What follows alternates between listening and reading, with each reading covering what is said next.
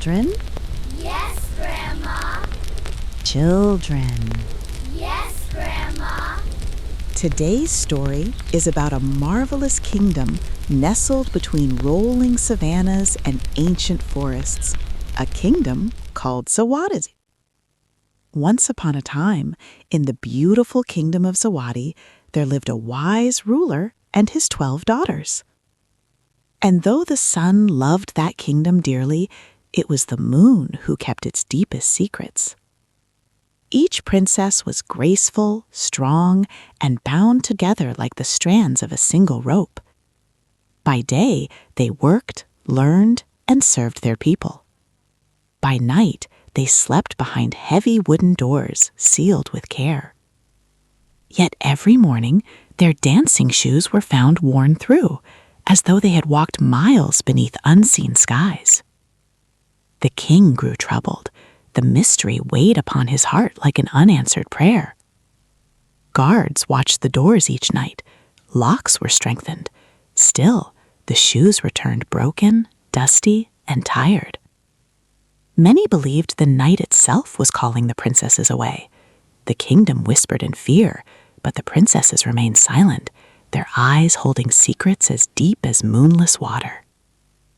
Far from the palace lived a young village guard named Amari. He was known for patience, not power, and for listening more than speaking. Amari respected the old ways and trusted the wisdom hidden in nature's rhythms.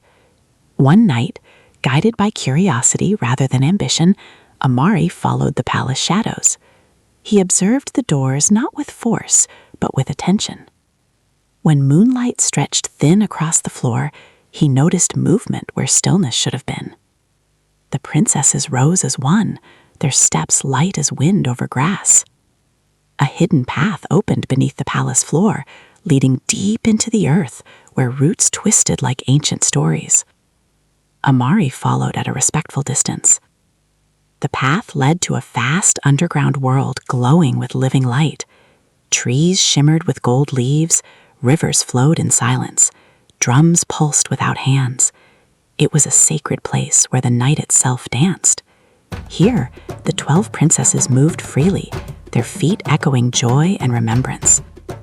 They danced not in defiance, but in devotion, to honor the spirits of the land, to keep balance between day and night, past and future. Amari watched without interrupting. He understood that this was not disobedience, but duty. When dawn approached, the princesses returned the same way they came, leaving behind worn shoes and fulfilled spirits. Amari did not linger. As the first birds began to stir, he turned away from the kingdom and walked back toward the village. He carried no proof in his hands, only understanding in his heart.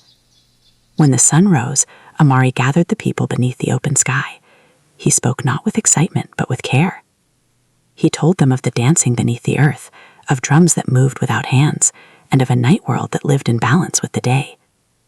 The villagers listened. Some were afraid. Others were relieved. All felt the weight of truth settle among them like morning dew. As the day unfolded, the story traveled farther than Amari's voice could carry.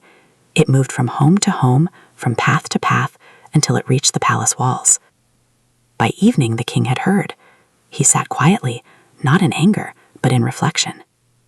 For the first time, he understood that his daughters had not been escaping the kingdom. They had been protecting something older than fear. The next morning, the king finally understood. The princesses were not escaping their home. They were protecting it. The kingdom changed its ways. The night was no longer feared. Festivals were held under the moon. Drums sounded openly. The balance was restored.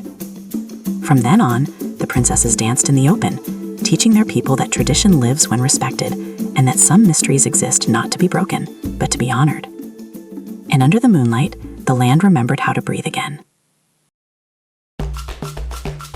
For more authentic African folktales, please like the video and subscribe to Tales by Moonlight.